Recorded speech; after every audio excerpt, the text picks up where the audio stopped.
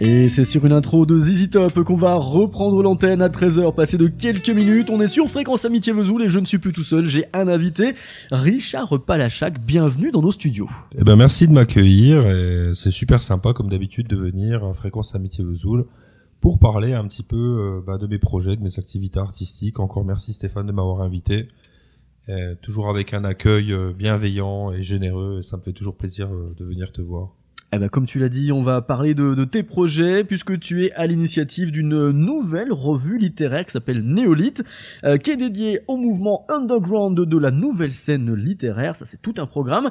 On va en parler très largement tout à l'heure, mais pour commencer, moi, j'aimerais que tu nous parles un petit peu de toi. On t'avait reçu en 2021 pour présenter ton triptyque L'Esprit Slave, 3 aventures qui nous plongeaient un petit peu dans l'ambiance du thriller et de la culture slave. Rappelle-nous de quoi il était question.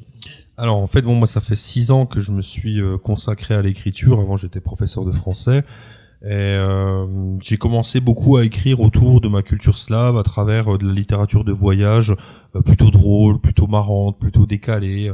Et j'ai sorti donc effectivement il y a 2 ans un thriller slave qui s'appelle L'Esprit Slave, dont le but était d'utiliser les codes du thriller pour faire passer des éléments de la mythologie, des contes, des légendes et de l'univers slave à travers les codes du thriller. Voilà, donc ça c'était mon dernier livre, qui était mon 8e livre papier, et là donc je reviens avec Néolithe qui est en quelque sorte mon 9e livre papier avant une nouvelle sortie l'année prochaine aux éditions Blackout aussi pour un nouveau roman. D'accord. Et tu as cultivé, tu as travaillé vraiment pendant des années pour arriver à un style assez brut, assez épuré dans l'écriture. C'est sans fioriture, c'est assez direct. Oui, c'est ça. C'est-à-dire, moi j'ai toujours revendiqué une écriture de style et pas tant d'histoire, parce que ce que je déplore un petit peu dans la littérature d'aujourd'hui, alors après ça marche bien et ça plaît à beaucoup de gens et tant mieux, c'est la littérature d'histoire. Finalement on raconte des histoires, on travaille sur la recherche d'informations, de renseignements pour créer tout un synopsis, on se crée des mind maps avec des personnages, on creuse les personnages jusqu'à leur enfance, leur histoire, etc. Et finalement on passe 2 ans à créer une histoire pour mettre 1 mois à l'écrire avec un style qui est souvent assez déplorable, enfin en tout cas assez plat. Et pour moi c'est le contraire de la littérature. Alors forcément ces histoires-là, elles sont tellement bien travaillées qu'elles sont facilement adaptables à l'écran, en audiovisuel, au cinéma, en série, etc. Mais j'ai envie de revenir à une image un petit peu artistique. Si on prend l'œuvre de Picasso, quel film on pourrait tourner à partir d'une œuvre cubiste de Picasso ? Là il s'agit d'un style, d'un univers, d'une âme d'écrivain, et moi j'ai toujours cherché ça à travers mon écriture, c'est quel univers j'abritais en moi, quelle âme d'écrivain, quel style me représentait moi seul au milieu de la foule et me différenciait un petit peu des autres écrivains. Et avec Néolithe, j'ai réuni pour le coup d'autres écrivains qui sont dans ce même aspect, dans cette même approche du style. Finalement c'est pas tant ce que l'on raconte qui est important, mais la manière dont on le raconte. Et on le voit bien par exemple avec le cinéma indépendant. Si on compare le cinéma indépendant et le blockbuster lui va raconter une grosse histoire avec des gros moyens et des gros acteurs, quand le cinéma indépendant lui va jeter un regard particulier des fois sur des histoires très ordinaires, très anodines, mais avec un style, un regard très particulier qui est celui du réalisateur.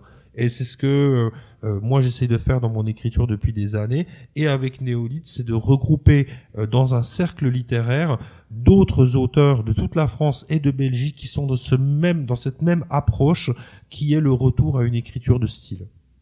Alors qu'est-ce qui t'a mené toi à l'écriture? Qu'est-ce qui t'a mené à la littérature? Moi j'étais professeur de français à la base, donc moi j'ai une des études de lettres bien entendu assez poussées, donc j'ai toujours été un passionné de littérature française avant tout, puis littérature mondiale, que ce soit japonaise, américaine, slave, peu importe.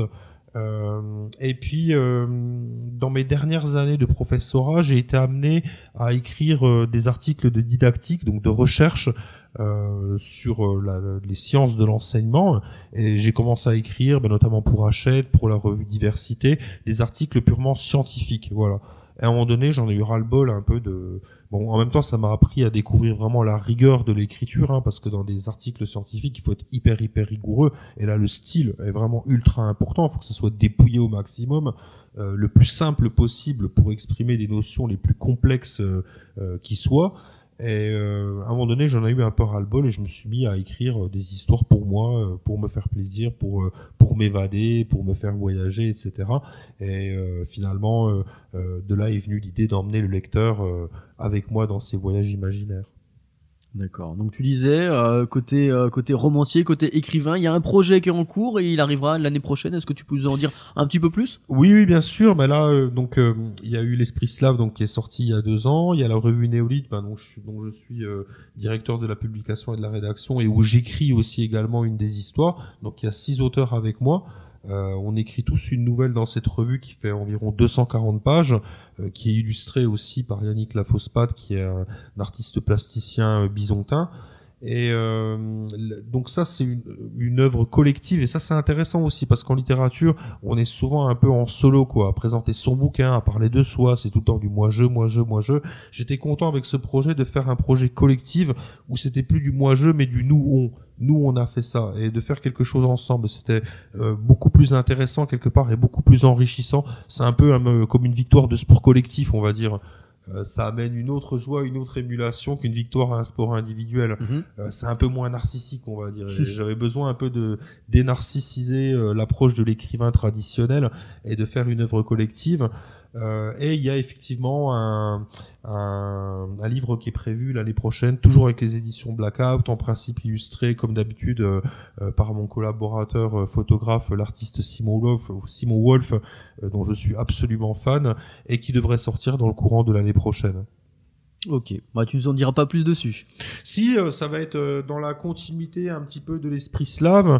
Il y a une histoire qui est notamment consacrée cette fois-ci à la culture albanaise, qu'on connaît très très très mal, qui s'appelle Shqiptar, qui est un peu au cœur du livre, et qui va un petit peu démythifier le regard un peu diabolisateur que l'on a et caricatural sur la culture albanaise, à travers l'histoire d'un prof, ça doit te rappeler des souvenirs, qui reçoit dans sa classe tout un tas d'élèves albanais et qui se retrouve un petit peu sidéré par une culture trimillénaire qu'il ne connaît absolument pas, un peuple qu'il ne connaît pas, une tradition qu'il ne connaît pas, une culture non plus.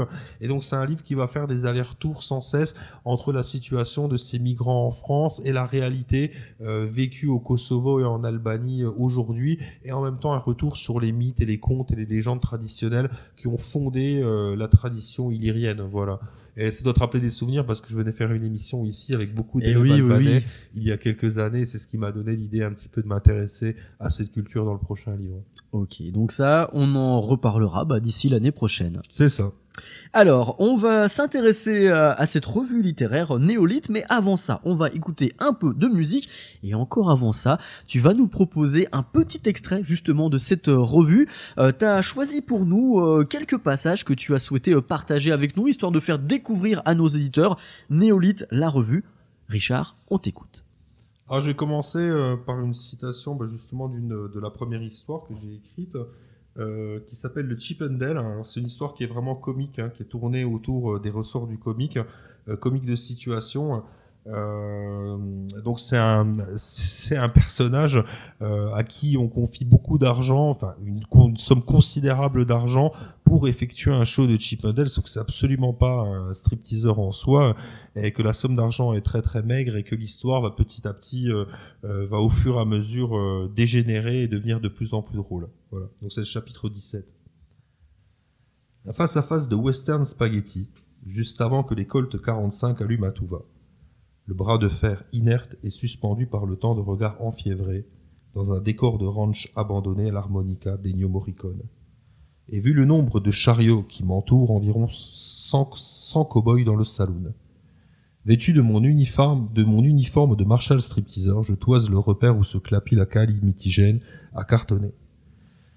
Le shérif et son adjoint pain de sucre m'épient, appuyé sur leurs 6 chevaux, brûlant de dégainer à la seconde où j'enfreindrai la législation. Ces vautours ont déjà leur caméra piéton braquée sur moi. Mais c'est rien à côté de tous les smartphones à la ceinture des gauchos muchés dans le saloon dont les barilles préchargés de Live Insta vont fumer des mondes entrés. Cette question. Tous les mercenaires 2.0 briguent un bout de string éraillé pour obtenir leur rançon de like. Et c'est à ce moment précis que je me pose cette drôle de question. Qu'est-ce que je fous là ? Toutes les étoiles de mes réussites existentielles vont basculer dans un processus irréversible de trépas tapageur. Et aucune sacristie ne me sauvera. Je le sais. Je sais qu'à cet instant précis, je sais. Je sais que tout est foutu. Je sais qu'en 2 heures de corps à corps en string et vaseliné, l'armée de mon honorabilité sera massacrée. Je le sais, et je sais qu'à cet instant précis, je sais. Piano, je m'avance adagio vers ma fin, bercé par la musique d'une montre dorée qui pend au rétroviseur d'une 208 banalisée sous la forme d'un petit sapin.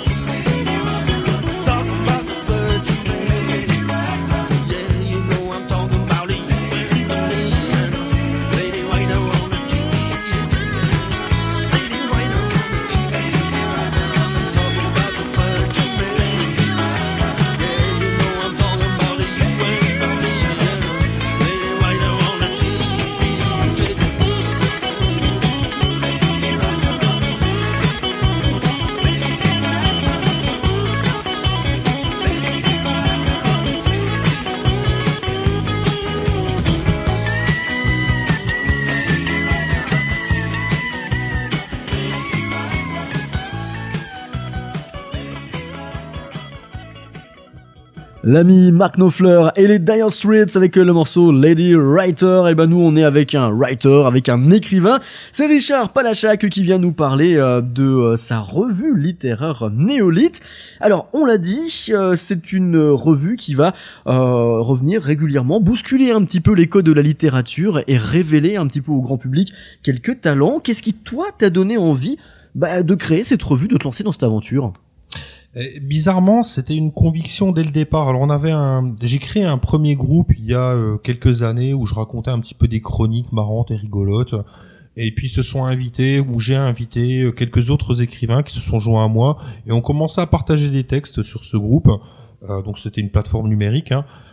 Après, c'est vite venu un peu la foire aux animaux, quoi. C'est-à-dire, on s'est retrouvé avec 2000 membres qui savaient pas du tout où ils étaient, ce dont il s'agissait, ce qu'on faisait là, etc.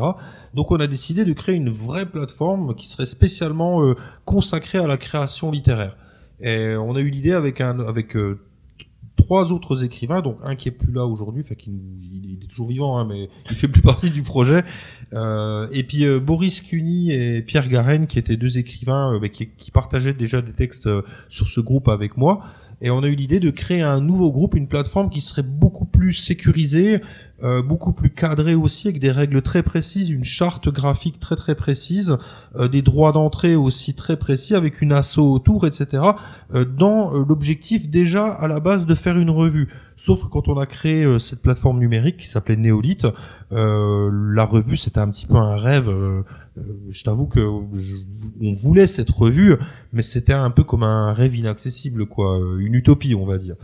Et donc la plateforme s'est mise en route avec des auteurs, des lecteurs critiques, il y a une correctrice, il y a un éditeur, il y a une personne qui vient plutôt du monde du business, etc. Enfin, en tout cas, des passionnés de la littérature et des professionnels du monde du livre qui créent en permanence des textes tout au long de l'année autour desquels on échange. Et la revue, en quelque sorte, est un best-of des 2 années qui ont précédé. Donc là, le numéro qui est sorti fin novembre, c'est un best-of de l'année 2021-2022. Et donc le numéro 2 sera un best-of de tout ce qui s'est fait sur la plateforme numérique entre 2023 et 2024. Ça veut dire aussi des nouveaux auteurs. Il y aura des auteurs belges cette fois-ci aussi qui vont nous rejoindre. Je pense à Philippe Orinecki ou à Simon Dalla Costa qui vont nous rejoindre sur le projet. Et voilà, donc la revue, c'est un prolongement en fait d'un cercle littéraire de création annuelle permanente en ligne sur une plateforme.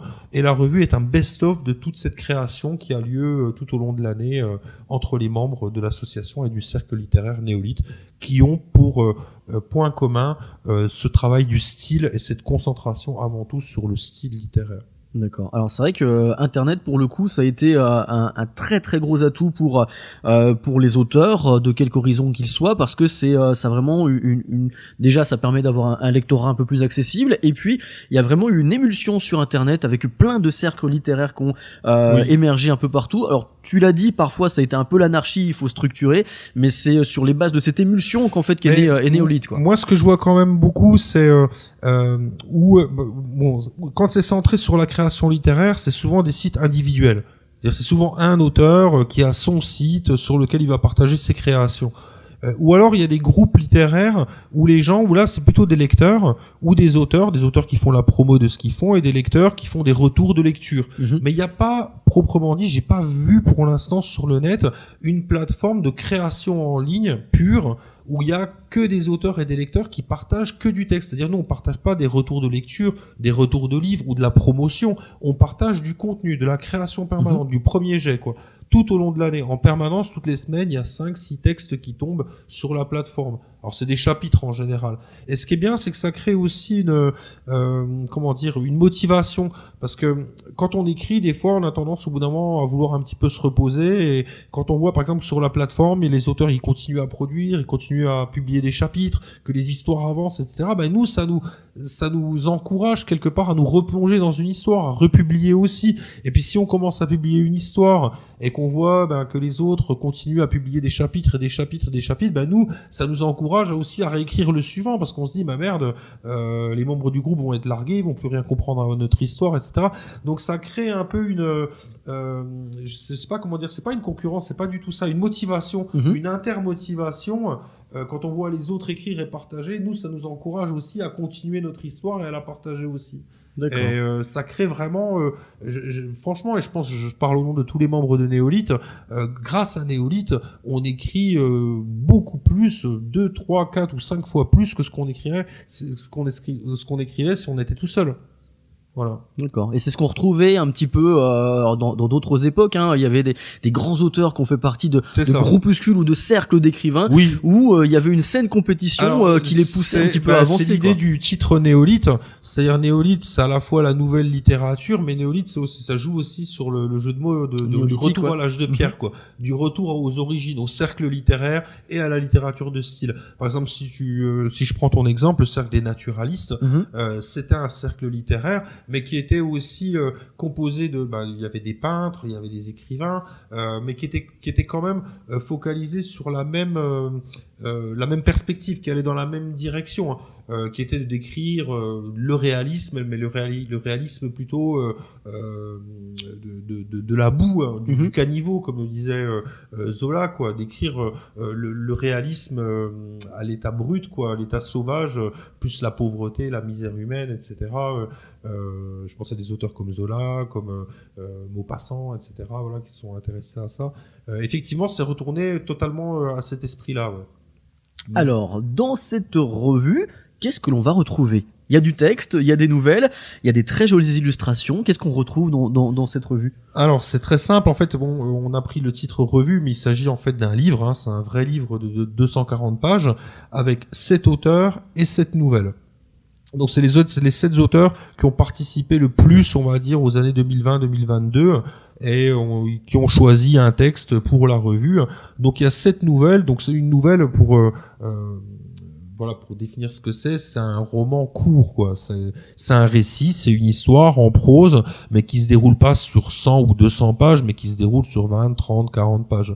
Donc chaque auteur a écrit une nouvelle ou un texte court et l'a partagé donc sur ce livre. Et on retrouve aussi des illustrations donc de l'artiste Yannick Lafosse-Patte, qui sont des illustrations, on va dire, dans le style, dans la mouvance un peu street art. Voilà, avec des côtés un peu lollipop parfois et en même temps un peu sombre. Enfin, c'est ça aussi, c'est un auteur, c'est quelqu'un qui écrit aussi des histoires dans la revue et sur le cercle néolithe, mais qui est aussi un artiste qui fait de la musique, qui fait du hip-hop et qui fait aussi du graphe, du street art, du dessin, etc. Et qui a un style vraiment de dessin très très très bien à lui, très reconnaissable aussi. Donc là, on a complètement dans ce que je te disais par rapport aux naturalistes, par exemple, qui intégrait aussi des peintres. Là, le cercle néolithe introduit aussi une charte graphique, un style graphique, un univers graphique avec l'univers de l'artiste de Lafosse-Patte. Ok.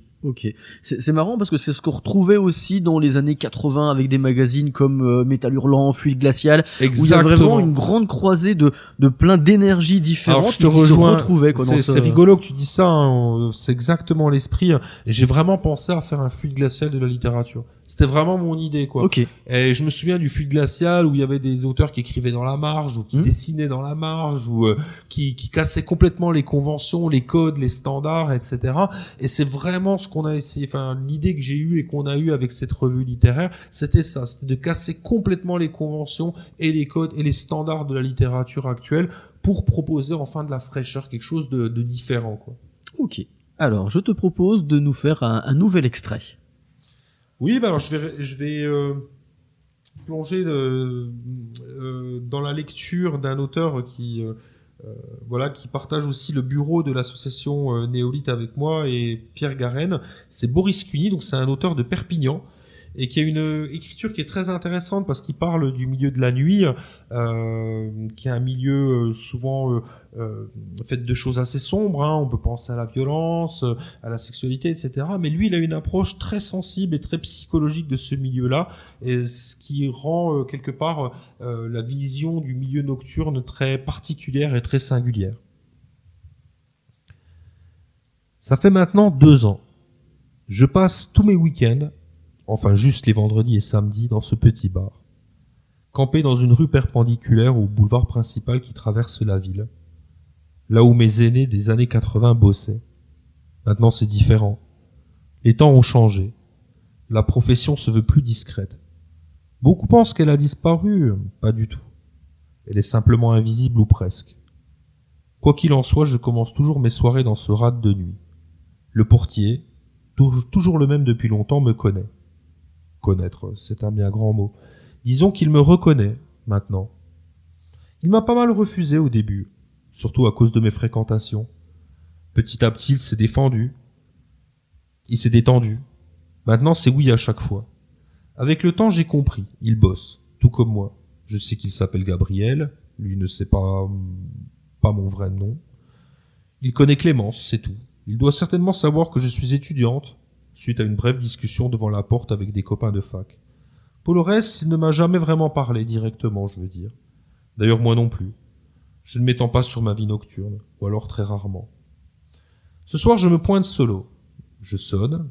Gabriel a l'air surpris de me voir seul. Il me laisse passer comme contre un sourire timide. Peu de monde ce soir, tant mieux. Nous sommes jeudi, ceci explique peut-être cela. Je m'installe au bar, vodka casse, ma boisson est servie presque instantanément. Et du coin de l'œil, je regarde Gabriel, seul à l'autre bout de la salle. Assis sur un tabouret, à regarder avec attention son portable. Il a l'air fatigué, ses yeux en témoignent. Mais il n'y a pas que ça. La tristesse est là aussi, j'en suis sûr. Serait-il possible que le Cerbère solitaire ressente ce sentiment ? J'ai du mal à le croire. Pour moi, il est toujours d'humeur égale. Il parle peu à la porte, sourit encore moins. Je vais m'approcher et tenter la conversation. Après tout, pourquoi pas ? Je ne vais pas me mentir, je m'emmerde un peu ce soir et je bosse pas. Autant essayer de me distraire un peu. Allez, on va marquer une seconde pause musicale en compagnie de David Bowie, Rock'n'Roll Suicide, et on se retrouve juste après.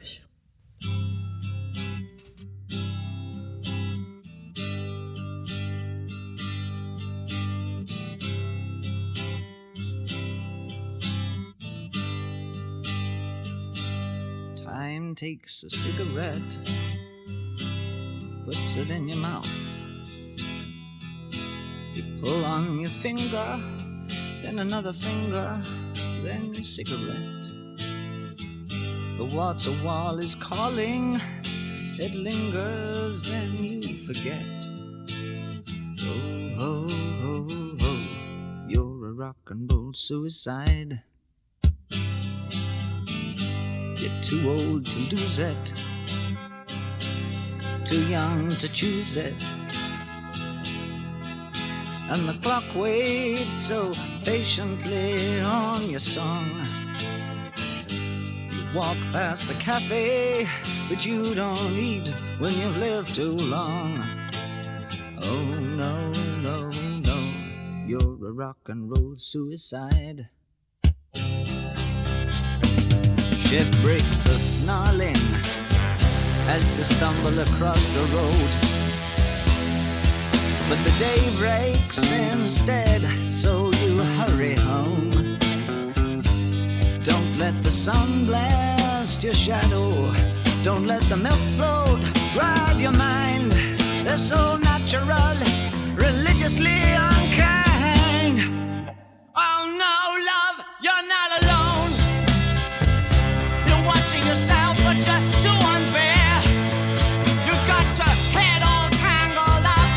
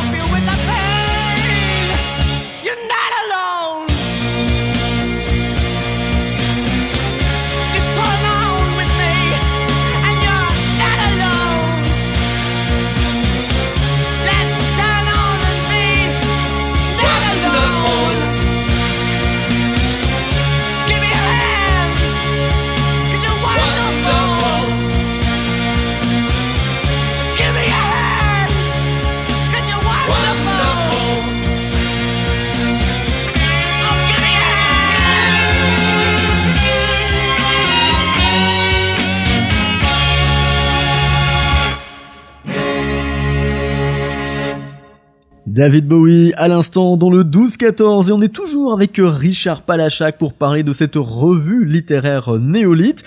Alors En travaillant un petit peu sur ce sujet, j'ai utilisé les documents que tu m'as envoyés, Oui. communiqués de presse, etc. Et on sent vraiment la volonté de mettre en lumière un nouveau courant littéraire, un peu underground, comme il est dit dans ton communiqué. Si tu devais me dresser une carte postale, un portrait de ce nouveau courant, qu'est-ce que tu me dirais? Alors, je vais te lire la présentation officielle, Ouais. parce que c'est quand même notre manifeste. Donc, Néolith est un laboratoire d'expérimentation textuelle composé d'écrivains, de professionnels du monde du livre et de lecteurs critiques chevronnés qui travaillent au renouveau de la revue littéraire en lui donnant un visage fun, actuel et rock'n'roll. Ce cercle littéraire revendique également le retour à une écriture de style destinée avant tout à plonger le lecteur dans l'univers insolite propre à chacun de ses écrivains. Donc voilà les 2 points vraiment du cercle, c'est redonner un visage fun, actuel et rock'n'roll à la littérature, mais ça on n'est pas les premiers à le faire. Il y a plein de littérature qui se veut dans ce courant où on veut redonner du fun. Quoique le fun, je le retrouve pas vraiment moi dans la littérature contemporaine. Le côté rock'n'roll, actuel, oui, ça je peux le retrouver. Mais le côté on se marre, on rigole, enfin, c'est dommage. Je trouve que le comique devient très très compliqué en littérature. Alors moi, dans mon histoire vraiment dans la revue, le premier numéro de la revue, j'ai vraiment essayé de faire une histoire drôle. Et souvent, la littérature française, quand on est dans le comique, se cantonne au comique de langage. Souvent des jeux de mots, des calembours, des contrepétries, ce genre de choses, mais peu de comics de situation à l'anglaise ou à l'américaine, tu vois. Ça, se redonner ce visage fun pour attirer un autre public, pour montrer que la littérature, c'est pas que pleurer ou avoir peur, ou trouver des choses ou voir des choses horribles, mais que ça peut être aussi passer un sacré moment de rigolade et rire à gorge déployée, à ne plus pouvoir s'arrêter, avoir des vrais fous rires devant un texte. Et ça, je trouve ça merveilleux, quoi. Et le deuxième point, c'est, comme je te disais, ce qui caractérise vraiment, c'est le style et l'univers de l'écrivain. Et moi, vraiment, c'est quelque chose à laquelle je pense depuis très très très longtemps, par le biais de la peinture. Et j'ai toujours été, mon père m'a toujours traîné dans les ateliers de peintres slovaques et j'étais fasciné par leur peinture. Pourquoi ? Parce que chaque peintre m'emmenait dans un univers. Il m'absorbait quand je voyais ces tableaux et tous ces tableaux. Il m'absorbait vraiment au plus profond de son âme. J'avais l'impression vraiment d'être absorbé dans l'âme, les tréfonds de l'âme du peintre duquel je regardais les toiles. Et on aurait pu, même au bout de 10 minutes, prendre un tableau de ce peintre et le mettre au milieu de 100 autres tableaux, et je l'aurais reconnu. J'aurais dit, ça c'est lui. Et c'est exactement ce que l'on cherche à faire à travers Néolith.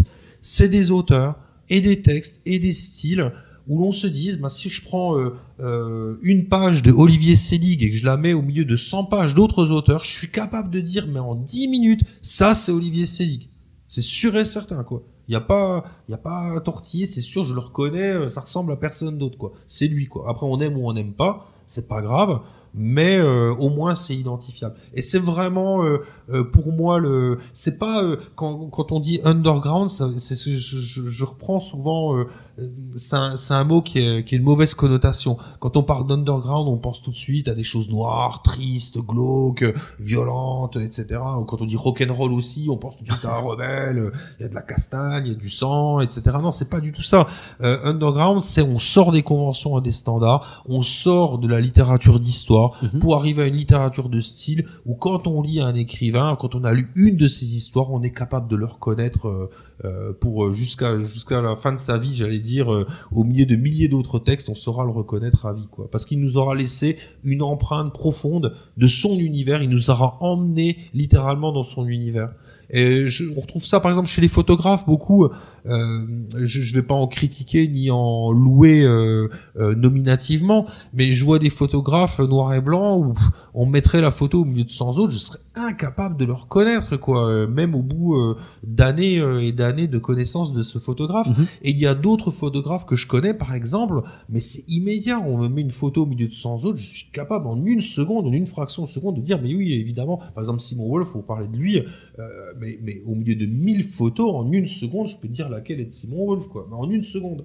Et c'est vraiment cet effet-là que que l'on cherche à travers Néolith, et c'est comme ça aussi que l'on recrute nos membres, qu'ils soient lecteurs ou auteurs, c'est cet intérêt pour la littérature de style, parce que ce qui fait l'écriture, ce qui fait la littérature, faut pas se leurrer, c'est pas les histoires, c'est le style.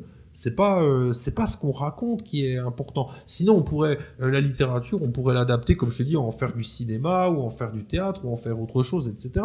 Mais ce qui fait que c'est proprement de la littérature, c'est uniquement le style. Ok. En tout cas, selon nous. Ok. Alors, tu parles de nous, justement, pour proposer cette revue littéraire. Tu n'es pas tout seul, tu es encadré d'une équipe, d'une association derrière. Est-ce que tu peux me présenter un petit peu toute cette équipe, tout ce petit monde qui gravite autour de toi? Ouais, alors il y a un sacré nombre un sacré paquet de personnes, donc je vais pas pouvoir toutes les citer, hein. Mais en tout cas, dans le bureau de l'association, donc avec moi, il y a Boris Cuny, donc qui est un auteur de Perpignan, et Pierre Garenne, qui est un auteur de Nantes. Donc on est un petit peu l'équipe administrative, le bureau, on va dire, de l'association. Et puis on modère aussi les activités sur les plateformes, etc. On contrôle un peu tout ce qui se passe. Mais comme en général, c'est même pas en général, c'est toujours, on invite que des membres de confiance. Et ce que l'on privilégie avant tout aussi, c'est bien entendu, c'est l'artistique, mais c'est l'humain aussi. C'est des gens qui ont le sens de la fraternité, qui ont la main sur le cœur, qui ont bon cœur, des gens généreux, des gens bienveillants, des gens pas prise de tête, quoi, enfin, avec qui le contact est facile, quoi. Voilà. On privilégie aussi l'aspect humain. Alors sur cette sur le premier numéro en tout cas, je peux dire que comme auteur avec moi, donc il y a eu Olivier Selig, qui est un auteur de Strasbourg, qui est déjà publié, Boris Cuny, un auteur de Perpignan, donc qui fait partie du bureau, Yannick Lafosse-Pat, donc qui est aussi l'illustrateur du livre, mais qui a aussi écrit des textes dedans. Pierre Garenne, donc qui est un auteur de Nantes, qui a déjà été publié en auto-édition. Ghislain Gilberti, donc qui est bien connu, un auteur belfortain, un ami que j'adore. Et Gaël Codou, qui est encore un autre écrivain de Nantes. Ça a été corrigé par Sève Clément, donc de l'auto-entrepreneuse à Motamo, donc sur Belfort.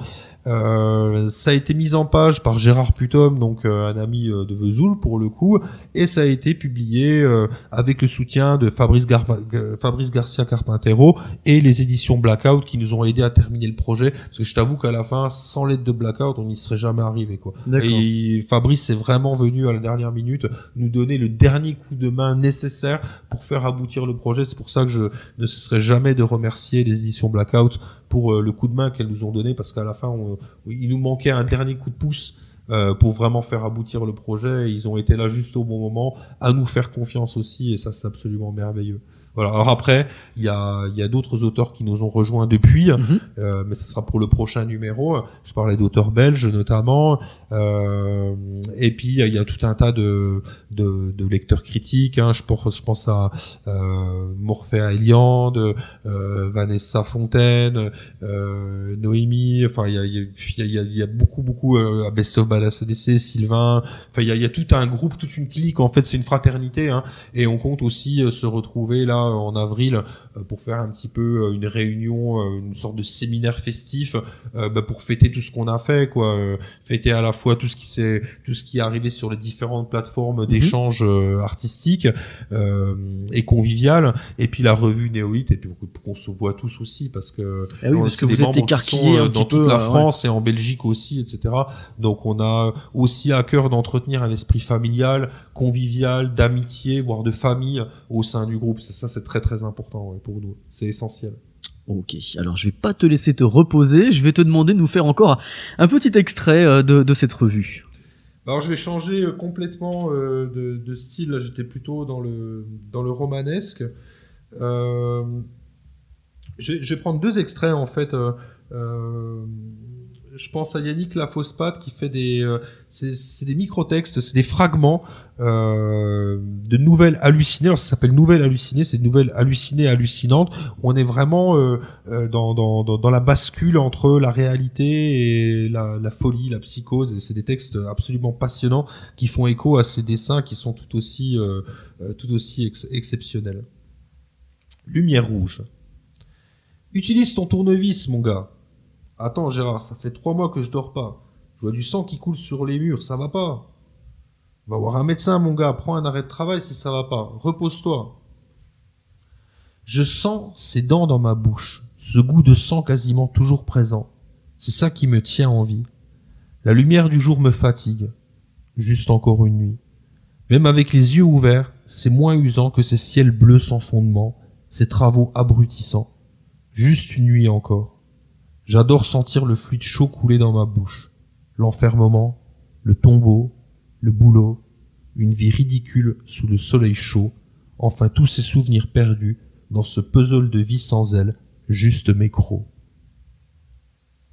Un très beau texte de Yannick Lallemand.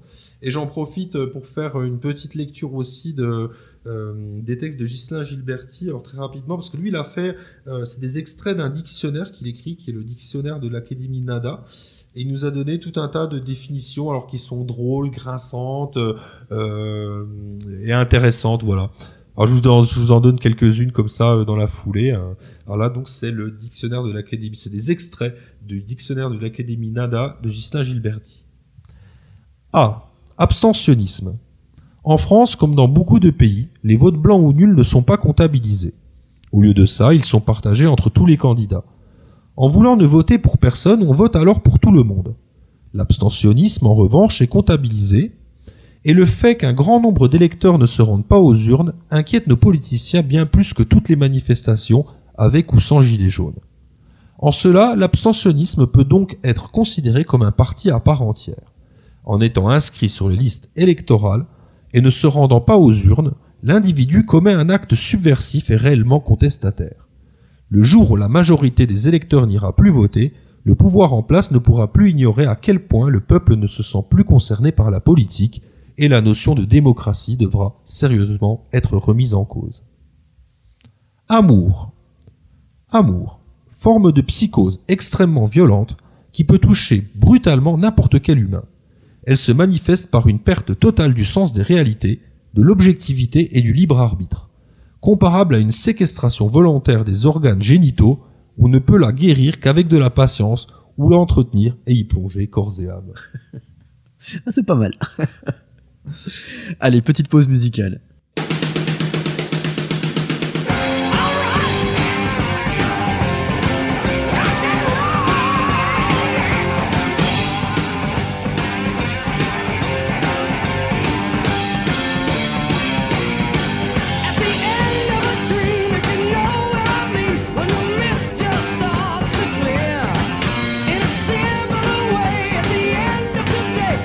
Feel the sound of writing on the wall.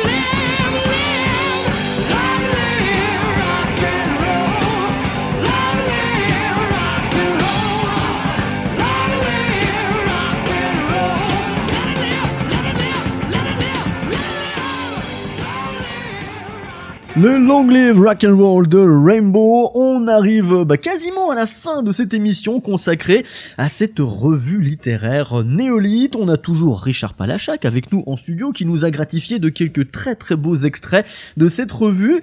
La question qu'il reste à poser, c'est cette belle revue Néolithe, où est-ce qu'on la trouve ?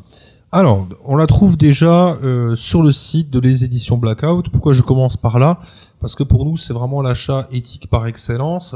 Il faut savoir que Néolithe, c'est une association avant tout qui est aidée par une maison d'édition. Et quand on commande directement en maison d'édition, finalement, tout l'argent du livre, parce qu'il faut savoir que le prix d'un livre ne change pas. On peut le vendre n'importe où. Le prix du livre, c'est un prix fixe. C'est comme un peu le tabac. Ça change pas d'un buraliste à l'autre. Le prix d'un livre ne changera pas d'un endroit à un autre. Ce qui change, en revanche, c'est la marge qui est prise par tous les intermédiaires. Et donc, quand on commande directement aux éditions Blackout, tout l'argent du livre va aux acteurs du livre, et donc à l'association, à l'illustrateur, etc. Et il nous sert, nous, après, à faire le numéro 2. C'est pour ça que je commence par parler de ça. Mais on le trouve partout ailleurs, donc sur tous les sites de vente en ligne, la Fnac, Amazon, Cultura, et plein d'autres librairies. On peut aussi le commander depuis n'importe quelle librairie. Je pense à Leclerc Express, l'espace culturel de Leclerc, ou dans n'importe quelle librairie physique. Alors il y a Réservoir Books à Besançon qui est l'un de nos partenaires, 6 rue Courbet, qui distribue la revue. Mais finalement partout sur Internet vous tapez Néolithe, revue Néolithe. Alors Néolithe, néo comme nouveau, néo, élite comme littérature, N-E-O-L-I-2-T. Ou alors vous pouvez aller sur le site richardpalachac.com où vous avez toutes les infos. Donc vous pouvez le commander depuis n'importe quelle librairie, depuis n'importe quel site de vente en ligne, même les plus connus comme Fnac, Cultura, Amazon, etc. Et après, j'ai envie de te dire, en fait, vous pouvez le trouver partout, quoi. C'est un livre qui est enregistré à la BNF, qui est enregistré sur toutes les listes officielles des livres qui doivent être distribués en librairie. Donc, vous pouvez le commander depuis n'importe où, en fait, quoi. Ok. Voilà. Mais sur le net, en tapant sur le site de moteur de recherche le plus connu, vous tapez Revue Néolithe. Si vous voulez être sur Revue Néolithe Richard Palachac, et vous trouverez tout de suite, quoi. Okay. Plein de possibilités de commandes. Ok, alors ça fait plusieurs semaines qu'on en parle. Il est sorti quand, ce premier volume ? Alors il est sorti fin novembre. Ok. Ouais, donc ça fait pas longtemps, ça fait à peine plus d'un mois. Ouais. Ok, c'était déjà l'année dernière. Oui, c'est ça. Et puis là, on prévoit pas mal de petits événements en librairie où on va présenter avec plusieurs auteurs, l'illustrateur, faire des expositions aussi. On va essayer un petit peu de faire de la pédagogie autour de cette revue. Pourquoi pas intervenir aussi dans des bibliothèques, dans des lycées, etc. pour présenter un petit peu le projet. Et puis relancer un petit peu cette idée du cercle littéraire et de la revue littéraire. Alors c'est bien parce que ça permet aussi, je pense, à des jeunes, par exemple, de faire la bascule entre à la fois ce qui se fait aujourd'hui, le renouveau de la littérature aujourd'hui, et en même temps ce qui se faisait à l'origine dans la littérature, de reparler aussi de ces cercles et de ces mouvements littéraires qui ont marqué l'histoire de la littérature française et mondiale. Ok. Alors tu l'as dit, ce premier numéro en appellera d'autres, et l'idée c'est de fonctionner avec une revue par an à peu près ?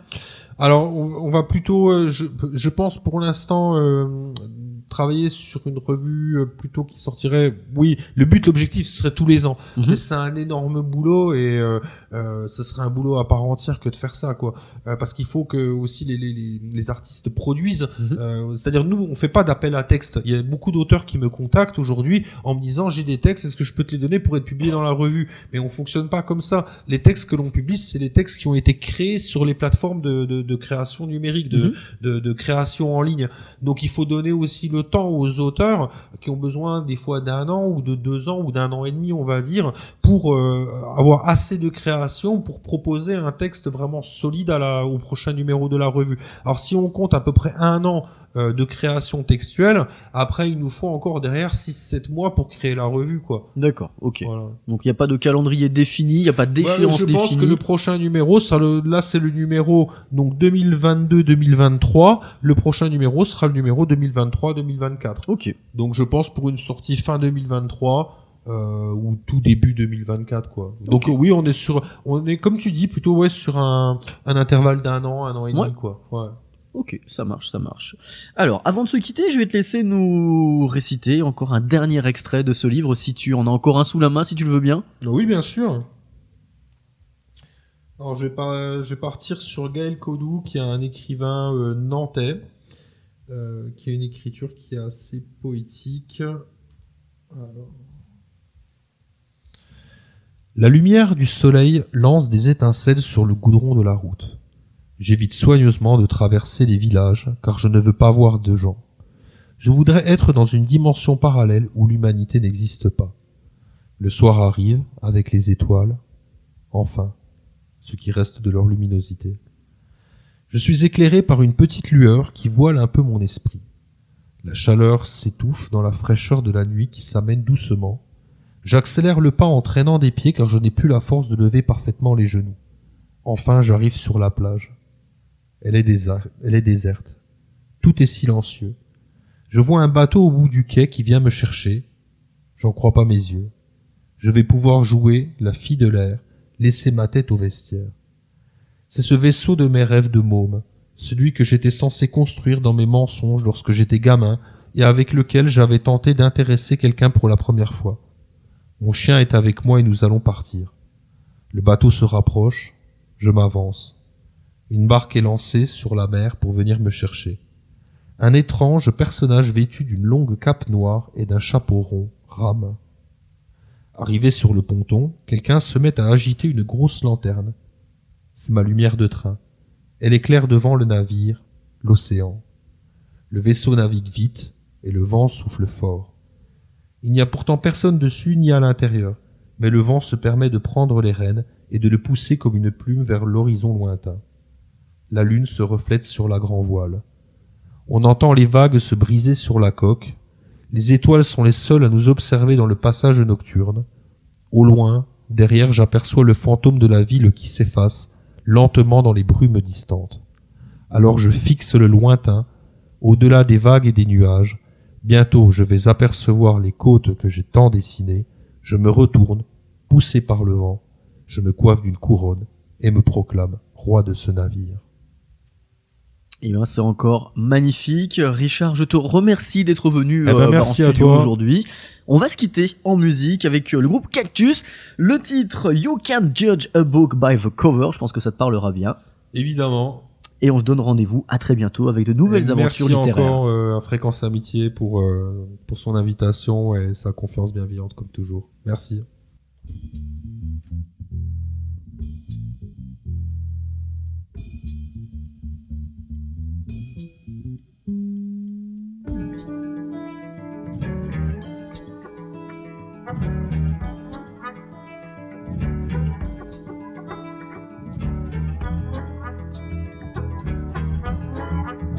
Well, you can't judge a honey by looking at the bees.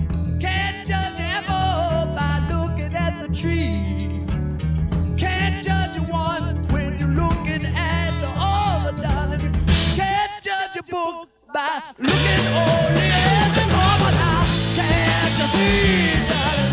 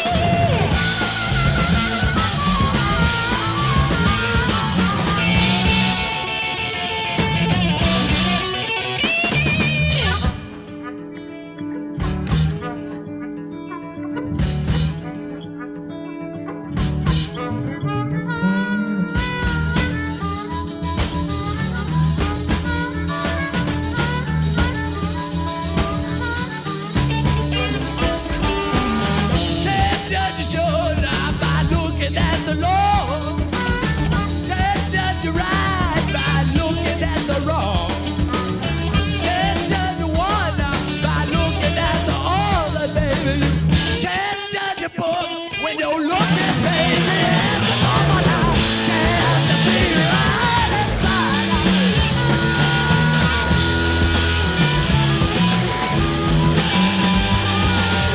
I act like a mama deep down inside me. I'm your mama's loving you. Can't judge a book by looking